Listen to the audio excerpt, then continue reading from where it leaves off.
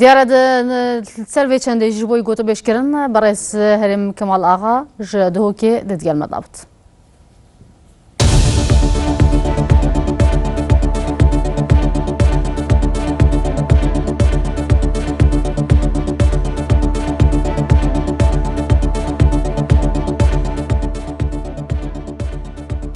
بله دیار من آماده فکر کودش دهو گل مدابط لی وکی دیار کو هرم کمال آغاز هولر دیگل مدابط دم دباش کاکی هرم امر شوی دست چندش دست بکن کو نهاد طیبت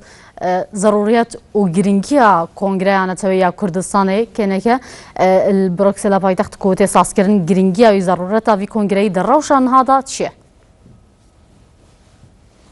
سپاس کانج غسلال ایوش لبنیرانی انارتی دیاره گرینجی کنگره نتوی کردستان بیگمان بو نتوی کرد لهمو به همو شویه گرینگا و گرینجی خوی هیا اما که تبینی کن لشیوی پیجو بیم سر باسی کنگره نتوی کردستان باسی چند شوازه گیان لشکلی کنگره نتوی به شواز زیال نتوی زیال دولتی زیاه هیا اما که تبینی کنی اتحادی اروپی که لکمال ولات پیکاتوا ولاتی سربخو ولاتی آزاد ولاتی کمالک به امکاناتی جوره بلام اتحادی چیه کنگره چیه کمیسیونی چیه اگر تبینی کن ولات شورجر کانی جنوبی امریکای لاتین کمالک ولات شورجر لاوس کوبا ویتنام انجمن شورجران هبو بود سراسری کمالک چیشه اگر تبینی کن ولاتانی عربی لانجمن چی اجتماعی عربی کوکران تو همو امانه زور معنا دبخشی بو اما معنان وکو کرد وکو نتویک که دابش بو بسر چوار ولات دابش بو بسر کمالک قیرانی گوره بسر بیرکردنەوەی شۆڤێنی زیازیا بۆ سەرکوتکردن بۆ جنۆسایدکردن بۆ ئەنفاڵکردن یعنی هاوبەشی و هاوخەمی نەتەوەکەمان دەتوانین بڵێن زۆر نزیکە لەیەک یا دەتوانین بڵێن یەک نەتەوە یەک زمان یەک دین و کۆمەڵێک کێشەی هاوبەشەیە بۆیە پێویست دەکات ئەم هەموو کێشە هاوبەشەی نەتەوەکەمان لە چوار پارچەی کوردستان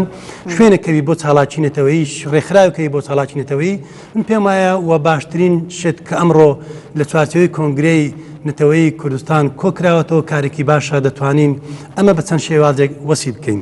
ئەمە وەکو باسم کرد بە شێوەیەکی گشتی ئەمەی کە پرانسیپەکانی ئەم کۆنگرەیە کە پێویست دەکات لە ڕووی سیاسیوە لە ڕووی کۆمەڵایەتیوە لە ڕووی جیواکیوە لە ڕووی زمانەوانیوە لە ڕووی قەیرانی ئابووریوە لە ڕووی کێشەی نەتەوایەتیمان بە پێی واقعی سیاسی جوگرافی هەر وڵاتێک ئەمە کە تێبینی بکەین من باسی نمونەی عەرەبم کرد عەرەب خاوەنی قورئانە و با بڵێن بۆ زمانی عەرەبی دەتوانین بڵێن گەورەترین سوودی لەوە گرتووە بەڵام کورد بۆ زمانێکی ستاندار لەو شێوەی عەرەب نەیتوانێت چارەسەری زمانی خۆی بکرێت کە لە ڕێی قورئانە بۆ چارەسەر کراوە بۆیە دەتوانین لە ڕێی کۆنگرەی نەتەوەی کوردستان هەر کێشەی زمان کێشەی سیاسیەکان کە باسم کرد هەر یەک بە پێی واقعی سیاسی خۆی ئێمە لە هەرێمی کوردستان کە بەداخەوە وەکو پێویست نەبوونیتە پشگیرێکی بەهێز بۆ سەرکەوتنی کۆنگرەی نەتەوەی کوردستان چونکە دەبێت ئەرچی زیاتری هەرێمی کوردستان باە یان لایەنە سیاسەکانی کوردستان باە چونکە لە ڕووی سیاسی هەرێمی کوردستان قاوارەیەکی دەستوری یاسایی دانپێدراوە لە ڕووی سەپێنراو یان لە ڕووی با بڵێن ناساندراوی هەرێمی کوردستان کە سەر بە دەوڵەتێکی عێراق لە ڕێی دەوڵەتی عێراقەوە ئەم هەرێمەی ئێمە کۆمەڵێک بابەتی یاسایی لە خۆ دەگرێت مەسە بۆ نمونە زیاتر لە سەروسی وڵاتی دنیا نوێنەریان لە هەرێمی کوردستان هەیە لە ڕێی قونسەلگەری لە ڕێی نوێنەراتی هیانە بۆ بەهێزکردنی ئەم کۆنگرەیە دەبوو هەرێمی کوردستان زیاتر سەقل و سەنجی تێدا هەبوایە بۆی بتوانرێت بە ئەم کۆنگرە هەم شرعەتێکی یاسایی نێودەوڵەتی لە محالفی دووەلی زیاتر ئەم کۆنگرە بتوان بە کێشەی کورد زیاتر بگەێنێت ئامانجەکانی ئەم کۆنگرێ ئەگەر بله ام دیاره ام دیگر سر در انجام من کنگره چهار من چهار نبود لی ام دست به که بحث لوی چند بکن کنگره نتوی کردستانیه لی بروکسل یا بلژیکا تأسیس کردن بوچی الهرم کردستانی نه تأسیس کردن بوچی البشریت کردستانی نه تأسیس کردن اگر بشری جینا بند بجر روشا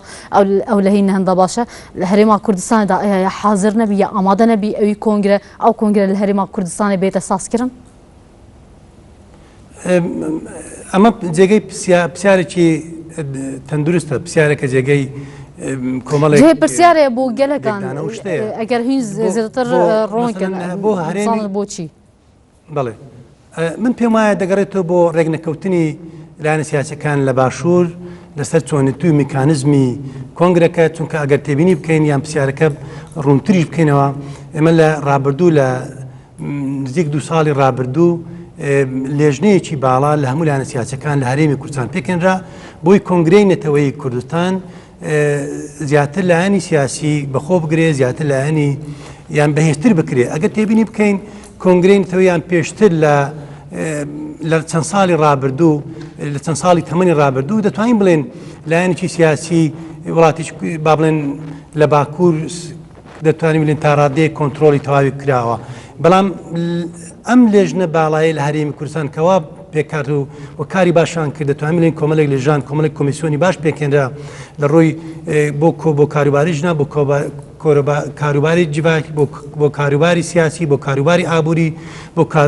کۆمیسیۆنی پەیوەندەکان کۆمەڵێک کۆمیسیۆن ڕێک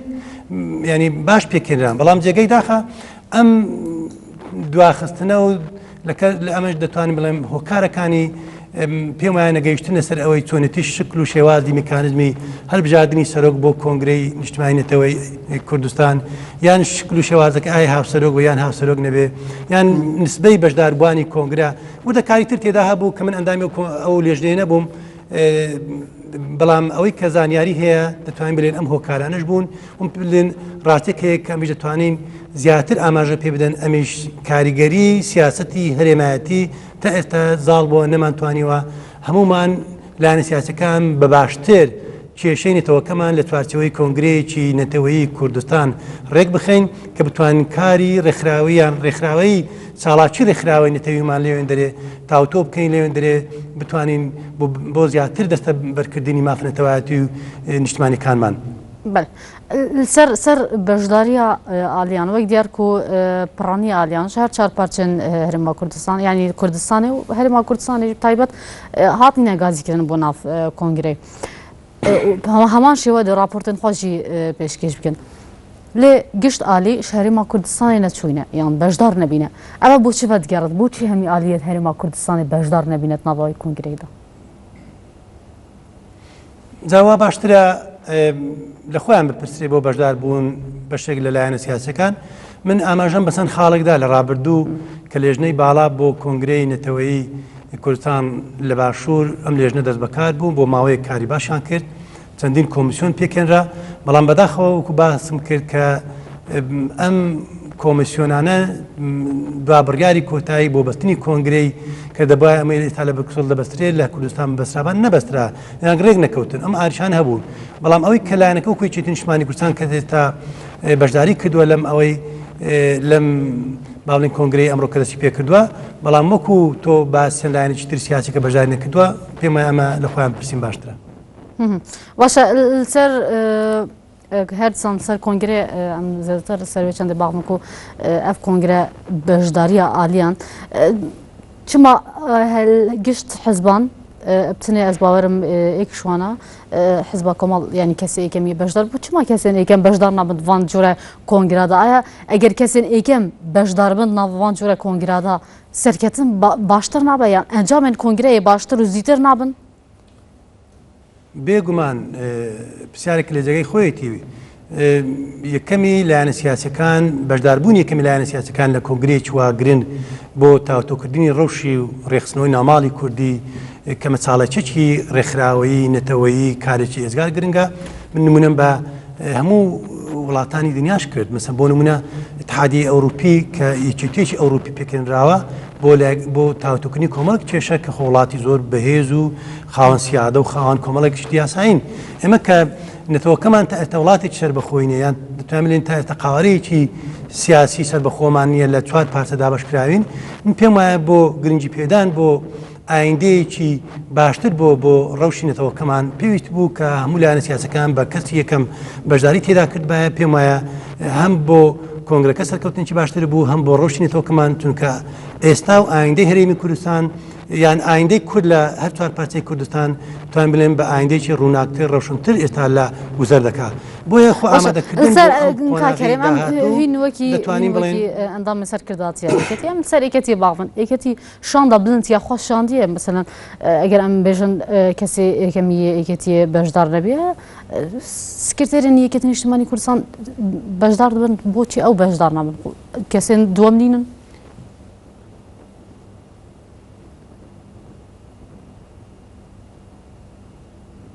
من بەشێکی پرسیارەکە تێگەیشتم نادەم دەنجی بین ئەگەر بۆ ئێکەتی سەر ئاستێ تێگەیشتم بەشێکی ئەوان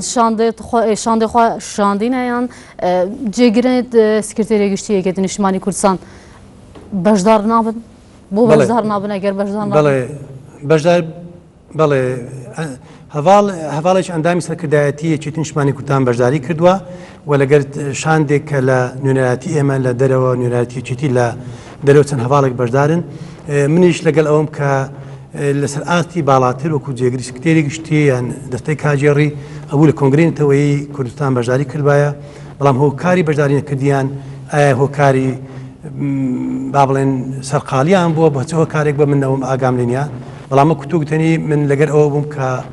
پێمان باشتر بوو بۆ تاوتۆکردنی ڕەوشی ئێستای کورد لە لە هەر چوار پارچەی کوردستان پێویستی بەزارتر تاوتۆکردن بوو مەگە تێبینی بکەین ئەمڕۆ هەرێمی کوردستان لە قەیرانی گەورەدایە لەگەر بەغدا لە کۆمەڵێک کێشەی ناوچەکە بەرەو کوێن دەڕوە ئەگە تێبینی بکەین لە باکووری کوردستان حکوومەتەکەی ئەکپارتی ئەمڕۆ بە هێرشی چەک و جبەخانەیەکی زۆرەوە بالەشکرێکی قورسەوە ئەمڕۆ لە باکووری کوردستان شەڕێکی قورس سەپێنراوە بە سەنەتەوەکەمان ئەگە تێبینی بکەین لە ڕۆژئاوای کوردستان گۆڕان و سەرکەوتنی گەورە بەدەستە هاتووە گۆڕانەکان لە وڵاتێکی یان چەقی ناسیۆنالیستی عەرەبی ئەمڕۆ کە خەریکی هەڵوەشانەوە و لە بارچوونی ناسنامەی دەوڵەتێکی عەرەبی زلهێز بووە کە کاریگەری هەبووە لەسەر پێشوەچوونی ڕەوشی کورد و کوردستان و یان مستەقبەلی کورد کە ئەمڕۆ ئەمانە هەمووی بۆنەتە گۆڕانکاری بۆنەتە گفتوگۆ بوونەتە جێگای گفتوگۆکردن لەسەر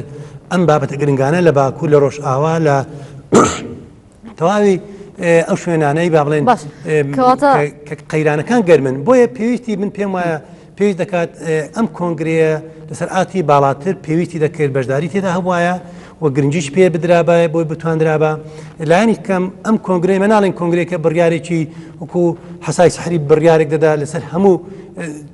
کێشەنەتەوەیەتەکەمان نەخێر بەڵام کۆنگرە دەتوانانی کۆمەڵێک ڕاوێژکاری یان بڕیاری ڕاوێژکاری تاوتۆکردنی کۆمەڵێک بابەتی گرنگ بخرابە بەزباز بۆی بتواندرابە ئەو شوێنانی من بۆ باسم کرد حکوومەتی هەرێمی کوردستان ئیمکانیەتێکی یاسایی با بڵێن مادی معنەوی گەورەیە دەیتوانی زیاتر هاریکار بێ بۆ بەشێک لە بەشەکان سەر ئەنجامن کۆنگرەیە باڵن دەمێکیدا و کەسنی یەکەمیان پارتا یان حزبا بەشدار نەبینە کەسن دنیان هەر کەسە و شانداخوایان هەر حزبێ شانداخوا شاندینە بۆ کۆنگرەی دەچە ئەنجام هەبن بۆ ڕەوشانها ئەنجامن باش هەبن من پێم وایە ینی کۆنگرەیەک لەسەر کۆمەڵێک بابەت کۆمەڵک کۆمیسیۆنی کە پێکێنراوە ئەکیت هیچ گومان لەوە نیە بەشێک لە کێشەکان لە بابەتەکان گفتوگۆی لەسەر دەکرێت کە لە ڕووی ڕاوێژکاریوە ڕوونکردنەوە دەبێت لە ڕووی ڕاوێژکاریوە ینی کۆمەڵێک بابەتی گرنگی تێدا ئەمەی کە من پەیڕەوەکە ئەوەی بەرنامەی کە کۆنگرەکەم بینی من بە باشی دەبینیم و کارێکی باشە گفتوگۆکردن لەسەر دروستکردنی زیاتر پەیوەندیەکانی کوردی لەگەر لۆبی یان دروستکردنی لۆبی لەسەر ئاتی ئەوروپا ئەمریکا شوێنەکانی تری جیهان لەسەر سۆڤیەت یان با بڵێن سین هەموو شوێنەکانی تری دنیا کورد پێویستی بە زیاتر لۆبی دروستکردن هەیە کورد پێویستی بە زیاتر پشتگیری ئەنجومەنی ئاسایشی نێودەوڵەتی هەیە کورد پێویستی بە زیاتر ئەوە هەیە کە بتواندرێ وەکو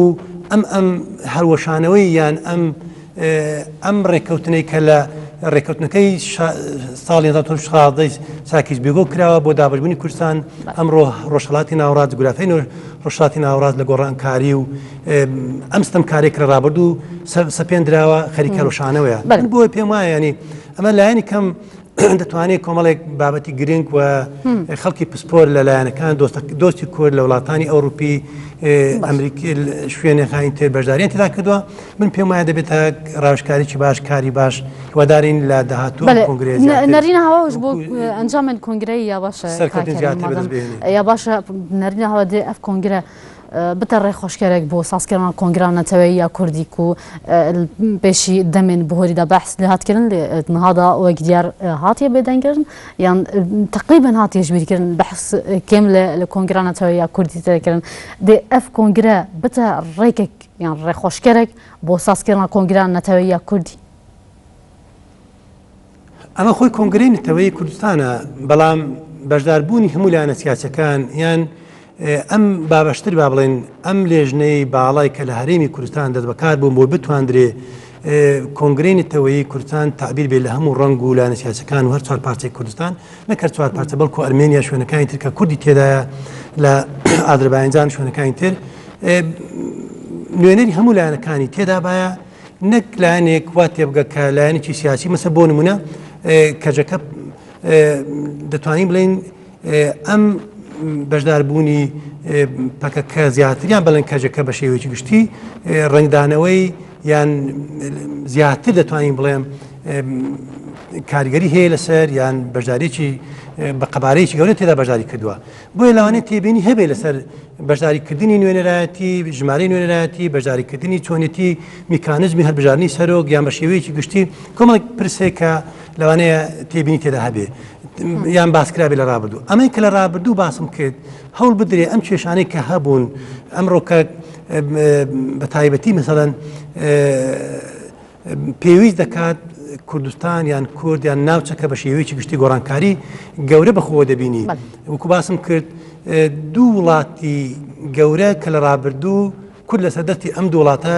یان چەقی ناسیۆنالیتی عەرەبی لێوێن دەرێ ڕەفسی کوردی کردوتەوە یان جنۆساید ئەنفاڵ چمێبەران کۆمەڵێک کاری